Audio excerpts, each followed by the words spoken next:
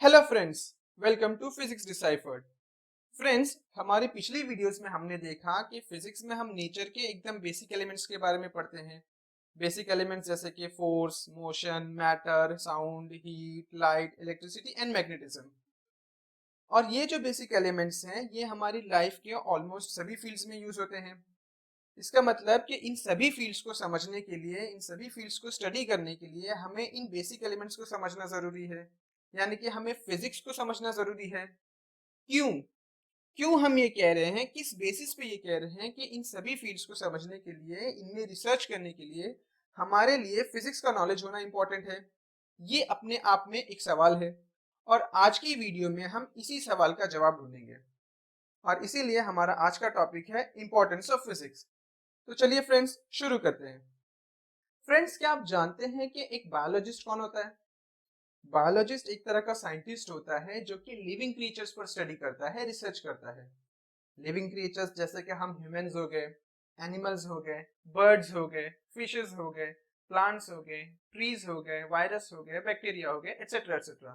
ठीक है फ्रेंड्स, आप ये तो जानते होंगे ना कि हमारी पूरी बॉडी को हमारा ब्रेन कंट्रोल करता है। कैसे? कैसे कंट्रोल करता है? हमारा ब्रेन जो है वो हमारी बॉडी के हर एक पार्ट में इलेक्ट्रिकल सिग्नल सेंड करता है और हमारे बॉडी पार्ट्स इस इलेक्ट्रिकल सिग्नल्स को समझकर उसके अकॉर्डिंग रिस्पॉन्ड करते हैं। तो फ्रेंड्स, ये जो इलेक्ट्रिकल सिग्नल बोले तो इलेक्ट्रिसिटी, और इलेक्ट्रिसिटी हम कहाँ पढ़ते हैं? फिजिक्स में। फ्रेंड्स, क्या आप जानते हैं कि प्लांट्स जिंदा रहने के लिए अपना खाना खुद प्रिपेयर करते हैं? और ये जो खाना प्रिपेयर करने का प्रोसेस है इसे हम कहते हैं फोटोसिंथेसिस। अब फोटोसिंथेसिस में क्या होता है कि प्लांट सॉइल से वाटर और मिनरल्स लेता है, एटमॉस्फेयर से कार्बन डाइऑक्साइड लेता है और सनलाइट से एनर्जी एब्जॉर्ब करके अपना खाना प्रिपेयर करता है। तो ये जो सनलाइट से एनर्जी एब्जॉर्ब करता है ये फोटॉन्स के फॉर्म में करता है और इसी फोटोन की वजह से इस प्रोसेस का नाम पड़ा फोटोसिंथेसिस। और ये जो फोटोन का, लाइट का, ये फोटोन का जो कॉन्सेप्ट है वो हम कहाँ पढ़ते हैं? फिजिक्स में पढ़ते हैं। तो कुछ समझ आ रहा है फ्रेंड्स यहाँ पे क्या हो रहा है? हम बात कर रहे हैं बायोलॉजी की और यहाँ बीच में कौन घुस गया? फिजिक्स घुस गया। तो अगर एक बायोलॉजिस्ट को ये समझना है कि हमारा ब्रेन हमारी बॉडी को कैसे कंट्रोल कर रहा है, या प्लांट्स अपना खाना कैसे बनाते हैं, तो उसके लिए फिजिक्स के इन बेसिक प्रिंसिपल्स का नॉलेज होना बहुत जरूरी है।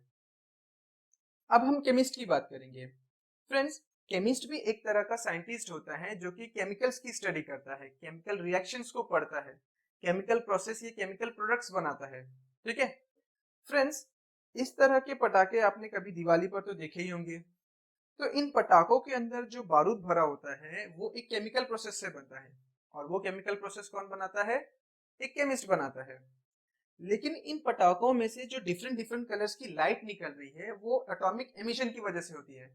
और एटॉमिक एमिशन का कॉन्सेप्ट हम एटॉमिक फिजिक्स में पढ़ेंगे। ठीक है फ्रेंड्स, इस तरह की गोल्डन वॉच तो आपने देखी ही होगी। तो क्या सच में वो गोल्डन वॉच सच में गोल्ड की होती है? नहीं ना, उस पर सिर्फ गोल्ड की लेयर चढ़ी होती है।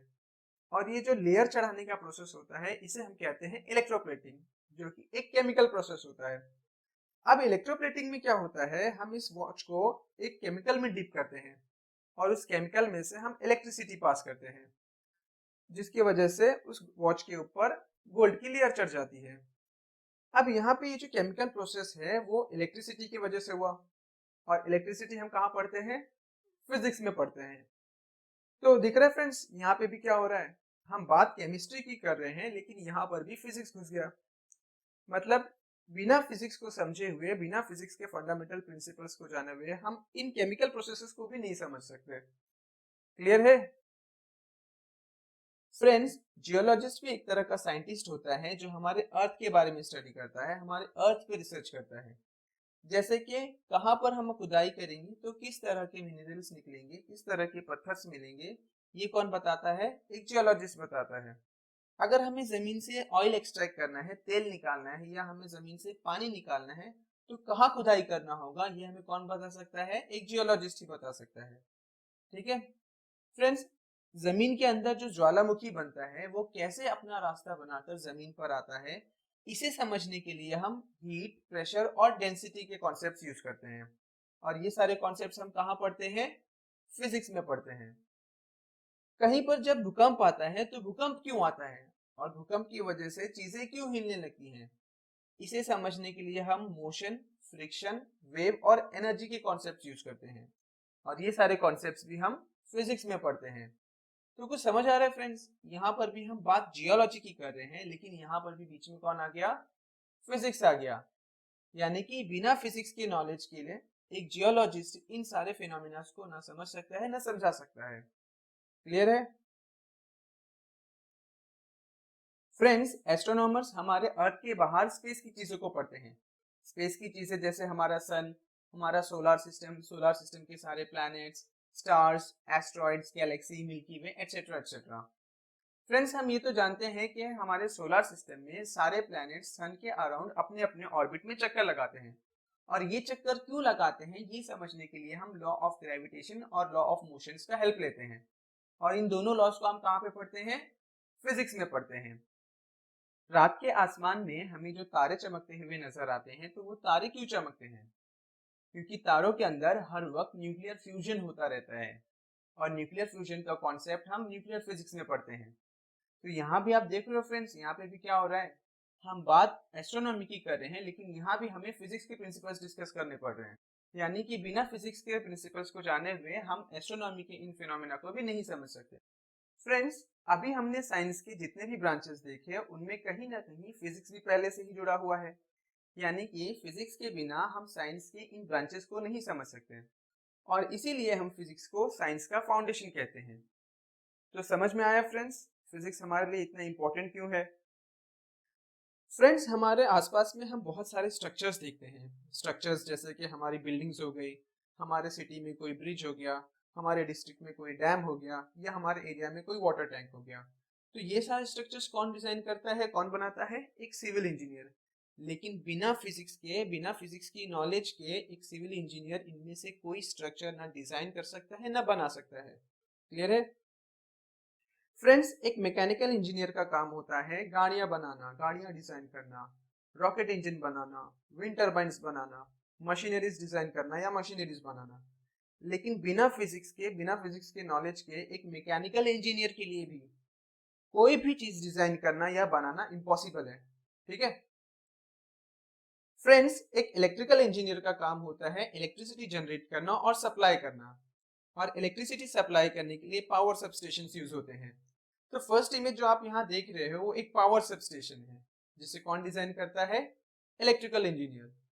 हमारे कॉलोनी में जो इलेक्ट्रिसिटी रिसीव होती है उसे हैंडल करने के लिए इस तरह के कुछ ट्रांसफॉर्मर्स लगे होते हैं, जो आपने डेफिनेटली देखा ही होगा। और इन ट्रांसफॉर्मर्स को भी कौन डिजाइन करता है?